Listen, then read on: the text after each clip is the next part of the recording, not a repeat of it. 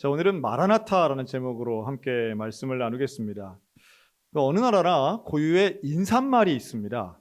사실 우리나라에서는 제일 많이 쓰이는 인사말로 안녕하세요, 안녕하십니까, 이게 제일 많이 쓰이죠. 일반적입니다. 근데 그 말 뜻을 잘 생각해 보면 이 안녕이라고 하는 단어는요, 우리가 안전하고 또 평화롭게 사는 것을 의미하죠. 이렇게 비슷하게 인사하는 나라들이 몇 나라가 있죠. 예를 들면 샬롬, 이스라엘의 샬롬이란 인사가 바로 이 평강이란 뜻이고요. 중국의 니하오마, 이것도 역시 안녕과 비슷한 의미를 가지고 있습니다. 반면 또 저는 그런 인사도 많이 했던 것 같아요. 어릴 때는 식사하셨습니까? 그렇죠?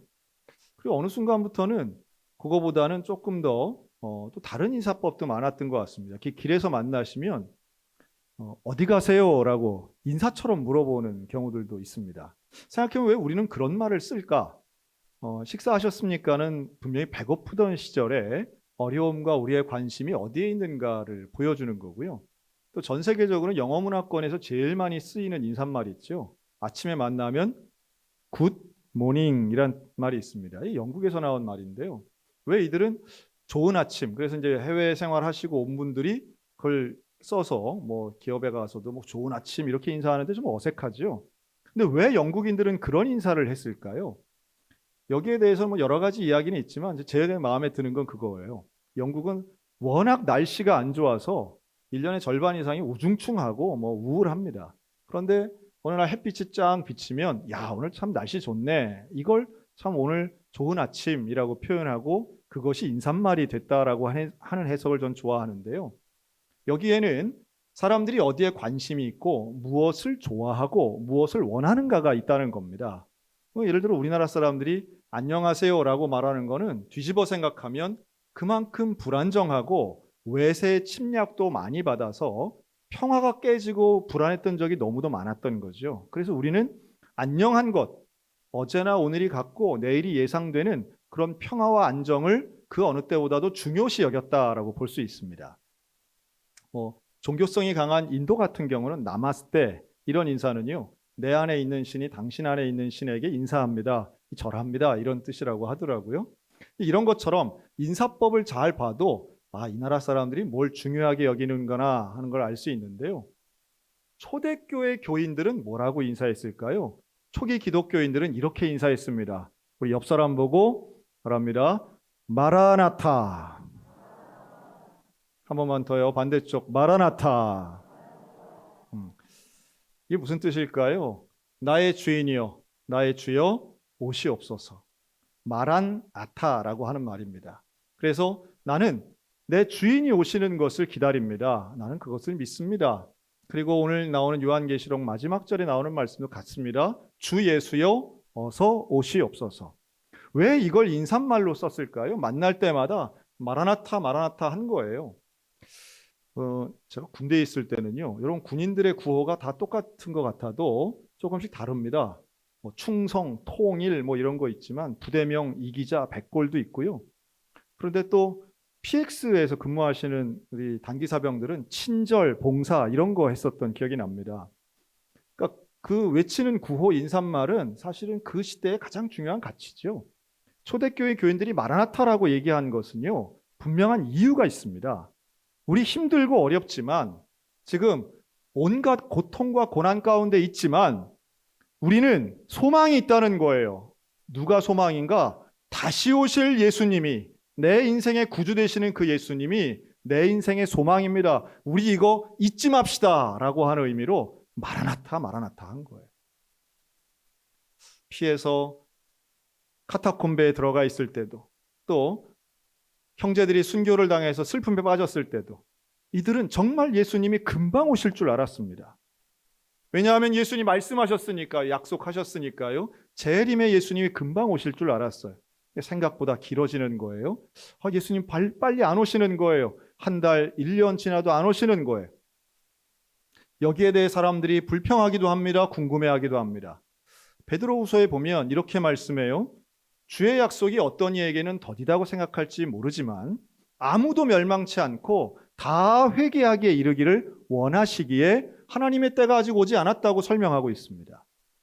그러니까 예수님의 재림은 아직 이루어지진 않았지만 분명한 건 하나님의 때에 우리 주님 다시 오실 줄로 믿습니다. 그 다시 오실 예수님을 오늘도 갈망하며 내 인생의 소망 두는 마라나타의 신앙이 있으시기를 주님의 이름으로 축복합니다. 저는 이 예수님의 재림을 성탄절을 이제 한 주 앞둔 오늘 예수님이 다시 오시는 여기에 대해 좀 말씀을 나누는데 예를 들어서 설명해 드리고 싶어요. 즉 예수님의 재림과 우리 인생의 죽음을 비교하면 공통점이 몇 가지가 있습니다. 이 공통점을 잘 묵상하면 우리의 인생이 훨씬 더 거룩한 인생, 온전한 인생이 되리라고 저는 확신하는데요. 예수님의 재림과 인간의 죽음의 공통점 뭐가 있을까? 첫째는 반드시 일어난다는 거예요. 여기 오신 우리 모두는 한 명도 예외 없이 반드시 죽을 줄로 믿습니다. 반드시 죽습니다. 그것처럼 예수님은 반드시 오실 줄로 믿습니다. 그런데 또 하나의 공통점이 있어요. 그런데 중요한 건 언제 오실지 언제 죽을지는 우리가 모른다는 거예요. 이 공통점이죠. 그리고 또 하나는 그 예수님의 재림이나 우리의 죽음이 끝이 아니라고 하는 겁니다. 자, 요 세 가지를 한번 설명을 할 텐데요. 먼저 예수님 반드시 오신다.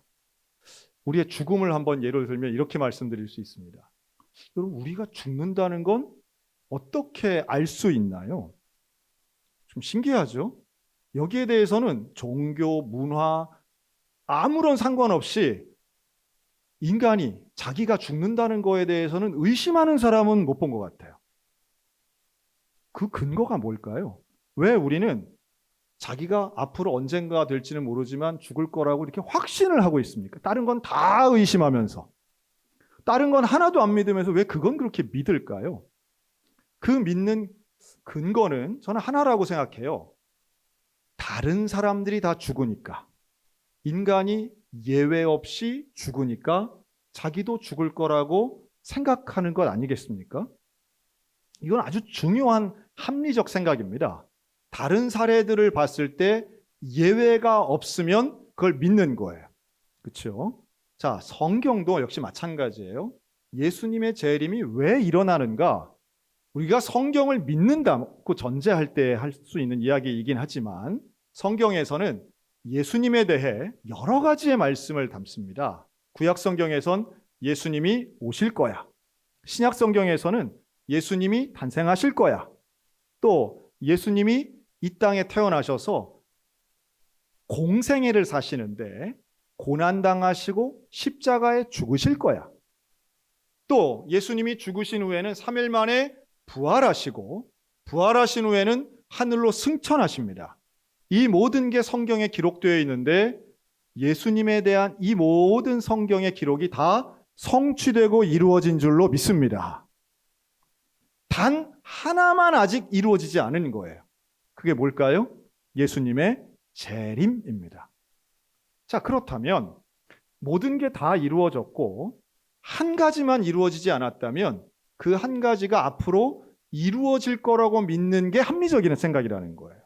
그렇겠죠? 최소한 우리 그리스도인들이라면, 성경을 믿는다면 우리는 이 사실을 믿어야만 하고 믿는 것이 우리 인생에 얼마나 크고 중요한 원리인지 몰라요. 마치 나의 죽음을 믿는 것처럼. 자, 그러면 두 번째로 넘어갑니다. 그런데 이게 언제 일어날지 몰라요. 참 인간이 이중적이고 모순적이라고 하는 게 바로 이런 점인데요. 우리는 다 죽을 걸 확신해요.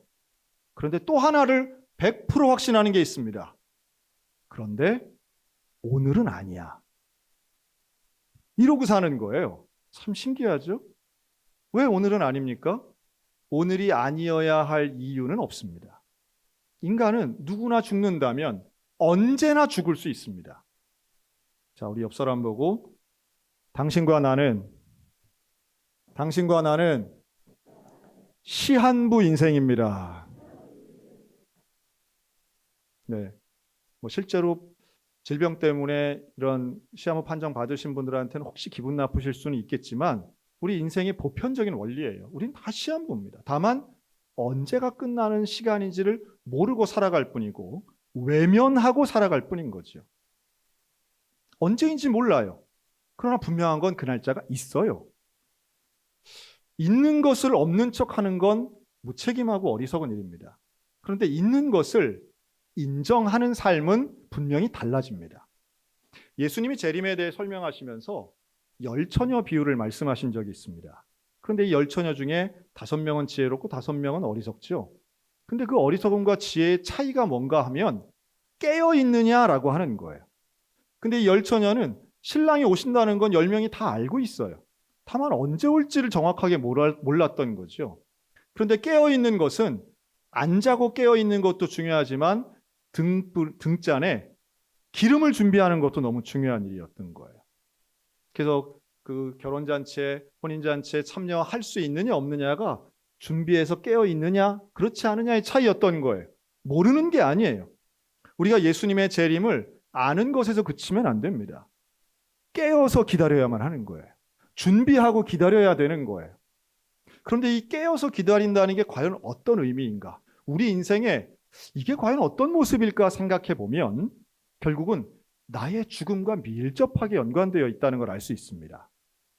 내가 죽을 것이고 나의 죽음에 대해서 묵상하고 생각하면서 죽음 이후에 하나님의 나라가 있음을 확신하는 사람, 그리고 무엇보다 나의 구원에 대한 확신, 이것 가지고 예수님을 사랑하는 사람이 깨어 있을 수 있습니다.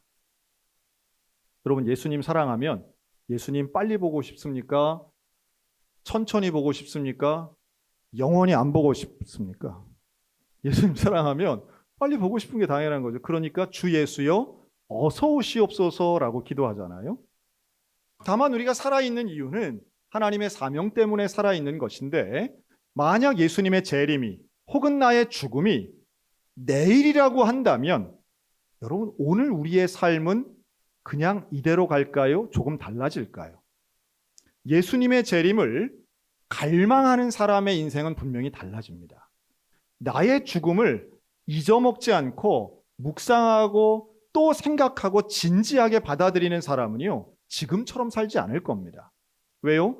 만약 내일 예수님 오신다면, 만약 오늘 저녁에 내가 죽는다면 여러분, 그래도 멱살 잡고 싸우실 겁니까? 그런데 내가 욕심 부릴 게 무엇이 있겠어요? 불평과 저주와 원망을 할 시간이 없는 거예요. 그럴 이유도 없어요. 우리가 과연 지금 불편해하고 무엇인가에 부정적으로 생각하고 싸우고 싶고 막 원망하고 싶은 것, 여러분, 이게 나의 죽음 앞에서까지도 그럴 가치가 있는 것인가 돌아보아야 합니다. 저는 최근에 올해 나온 책인데요. 책 제목이 아주 흥미롭더라고요. 스위스 안락사 현장에 다녀왔습니다 라는 책 제목입니다. 이 책을 쓰신 분은 신아연이라고 하는 작가인데요. 이분이 오랫동안 호주에서 이제 기자 활동을 하시다가, 그리고 지금은 이제 작가로 일하는 분입니다. 이분은 신앙이 없는 무신론자, 거의 유물론자에 가까운 현실주의자였습니다. 사상으로 따진다면 상당히 진보적인 그런 분이었어요. 근데 이분이 연락을 하나 받습니다. 자기 글을 좋아하는 한 독자로부터 초청장을 받은 건데요. 이분은 64세의 나이에 폐암 환자였습니다. 그런데 이분은 나는 내 인생의 죽음을 내가 결정하고 싶습니다.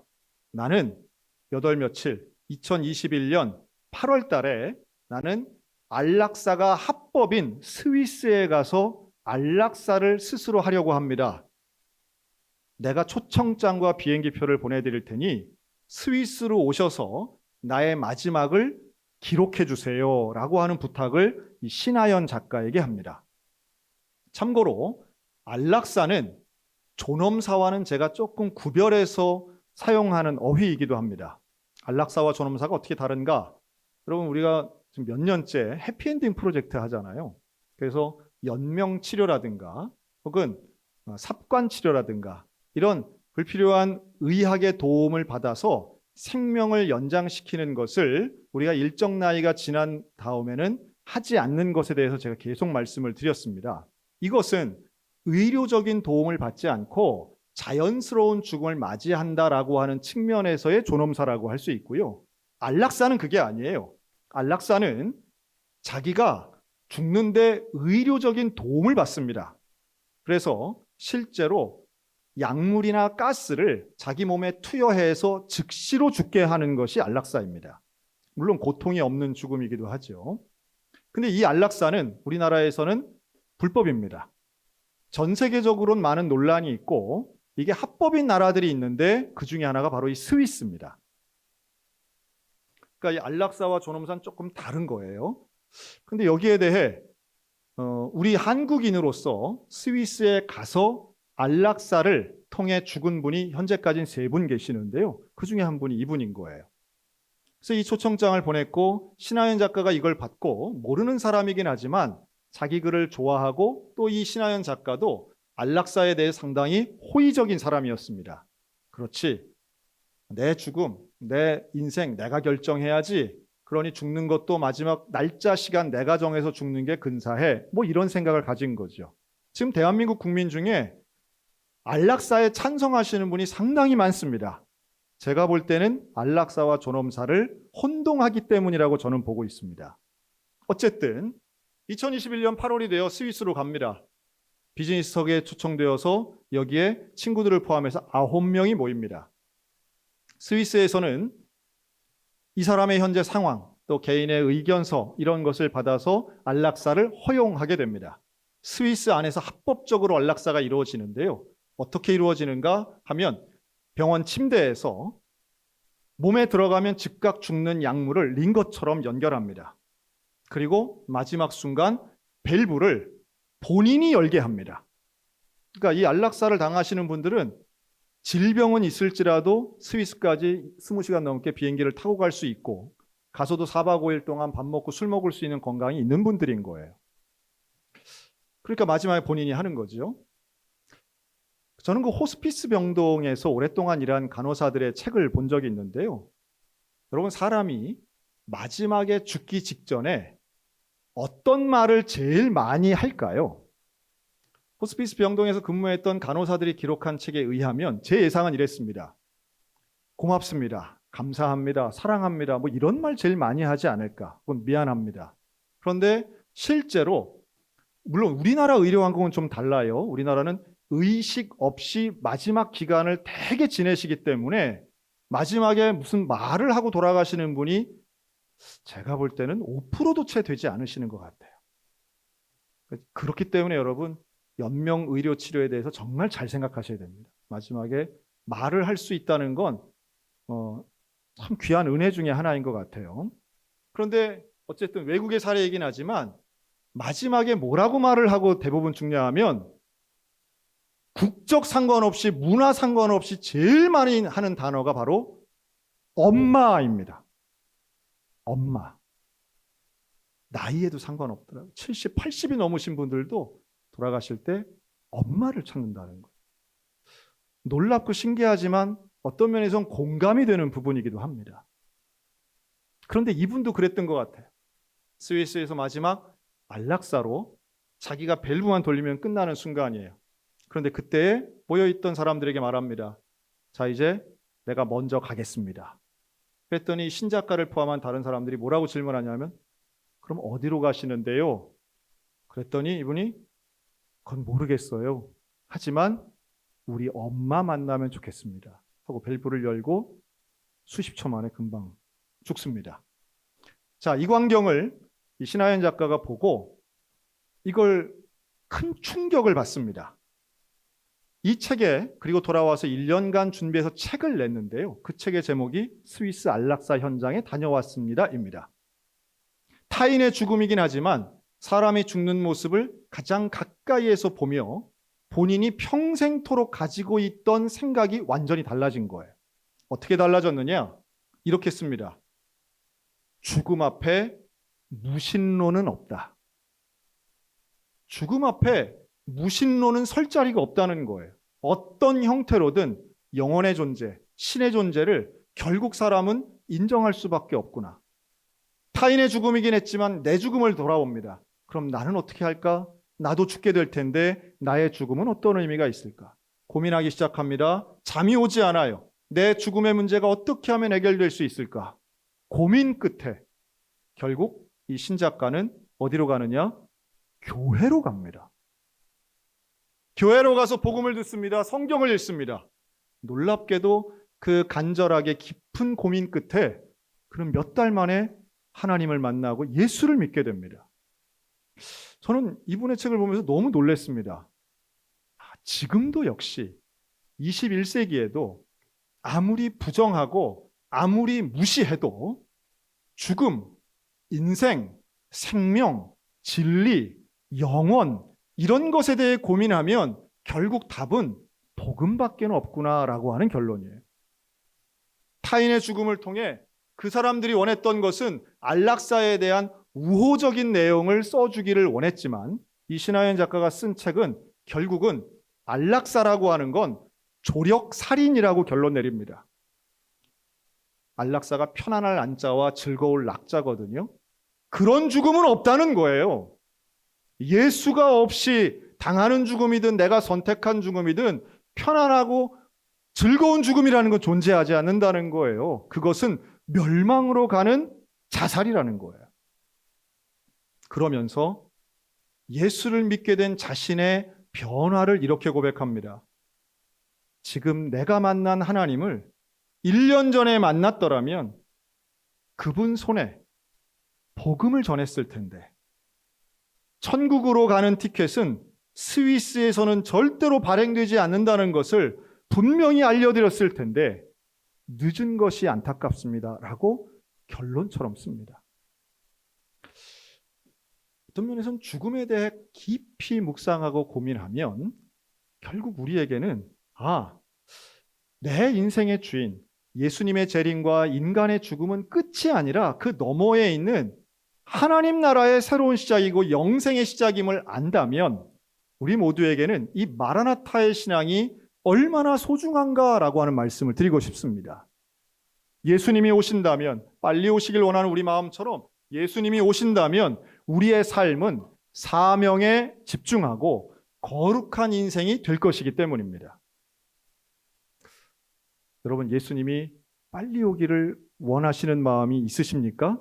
마라나타라고 하는 이 신앙의 고백을 초대교회 교인들이 만날 때마다 인사로 한 것은 지금 우리 힘들지만, 지금 우리 어렵지만 예수님 금방 오셔. 소망이기도 하고, 그런데 우리는 이 시간 동안 숨어서 아무것도 안 하는 것이 아니라 하나님이 기뻐하실 만한 일을 하는 것이야. 말씀 따라 살아야 하고, 이 어려운 순간에도 복음을 전해야 하고, 예수님 만나는 그 순간만 기다리며 우리는 하루하루를 충만하게 살아야 해.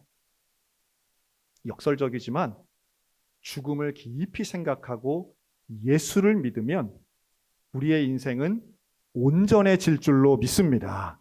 죄의 유혹, 어떤 고난의 미혹이 온다 할지라도 결국은 예수 그리스도를 믿는 믿음과 복음의 약속이 저와 여러분의 인생을 지켜줄 것이기 때문입니다. 다시 오시는 예수님이 오실 때에 우리에게 약속된 것은 온전하고 완벽한 승리인 줄로 믿습니다. 예수님이 이기십니다. 예수님이 악을 이기시고 이미 죄를 이기신 그 예수님이, 죽음의 권세를 이기신 그 예수님이 우리와 함께 하시고 우리를 거룩하고 온전한 형태로 만들어 주실 것입니다. 우리에게 있어서의 예수님의 초림과 성탄절의 초림과 다시 오실 예수님의 재림, 그 사이에 살아가는 우리의 인생의 고백은 오직 하나, 주 예수여 어서 오시옵소서. 내가 죽어서 만나든 살아서 만나든 예수님을 만나는 것이 내 인생의 가장 귀한 소원이고, 이 마라나타의 신앙이 저와 여러분들 가운데 충만하여서 우리의 하루하루의 인생이 거룩하고 온전해지시기를 우리 주님의 이름으로 축원합니다.